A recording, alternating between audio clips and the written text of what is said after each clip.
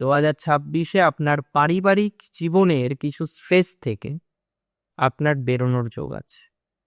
বর্তমানে যারা পারিবারিক জীবনের স্ট্রেসে আছেন, বর্তমানে যারা পরিবার কেন্দ্রিক সমস্যায় ভোগেন, পরিবারের সদস্যদের মধ্যে একটা কলহ চলে যাবে, পরিবারের সদস্যদের মধ্যে একটা স্ট্রেসফুল জায়গা যাদের আছে, প্রকৃতভাবে যাদের আছে, সেই স্ট্রেসফুল জায়গা থেকে আপনারা অনেকে কিন্তু বেরিয়ে আসতে পারবেন।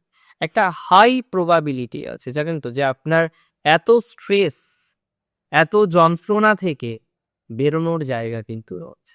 তবে হুটহাট করে গাড়ি কিনবেন না, হুটহাট করে 2026-এ বাড়ি কিনবেন না।